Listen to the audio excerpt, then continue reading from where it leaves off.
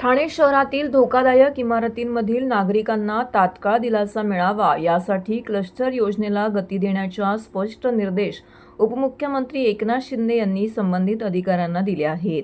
कोपरी, किसननगर आणि वागळे इस्टेटमधील क्लस्टर योजना जलद गतीने पूर्ण व्हावी यासाठी ही योजना महाप्रीतकडून MSRDCकडे हस्तांतरित करण्याचे निर्देशही उपमुख्यमंत्री शिंदे यांनी दिलेत. ठाणे MIDCची 60.72 हेक्टर जमीन क्लस्टर पुनर्वसन प्रकल्पासाठी लवकर हस्तांतरित करण्याचे निर्देश देतानाच ठाणे जिल्ह्यातील क्लस्टर प्रकल्पांना गती देण्यासाठी त्यांना व्हायटल पब्लिक हाऊसिंग प्रोजेक्ट घोषित करणार असल्याचं उपमुख्यमंत्र्यांनी सांगितलंय.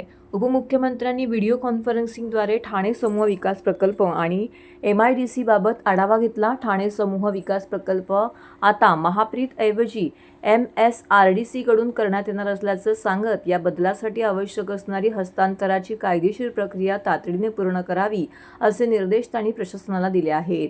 यावेळी उपमुख्यमंत्र्यांचे अप्पर मुख्य सचिव आसिम गुप्ता, प्रधान सचिव नवीन सोना, ठाणे महानगरपालिकेचे आयुक्त सौरव राव, MIDCचे मुख्य कार्यकारी अधिकारी P. वेलारासू आणि संबंधित विभागाचे प्रमुख अधिकारी आणि कर्मचारी येथे उपस्थित होते. ठाणे समूह विकास प्रकल्प हा देशातील पहिला भव्य समूह विकास प्रकल्प असल्याचे सांगत उपमुख्यमंत्री शिंदे म्हणाले की ठाणे शहराचा हा समूह विकास प्रकल्प नागरिकांना सुरक्षित आणि हक्काची घरे मिळवून देणारा ठरेल. हा केवळ एक गृहनिर्माण प्रकल्प नसून नागरिकांचे जीवनमान उंचावणारा समूह विकास प्रकल्प असल्याचं त्यांनी सांगितले.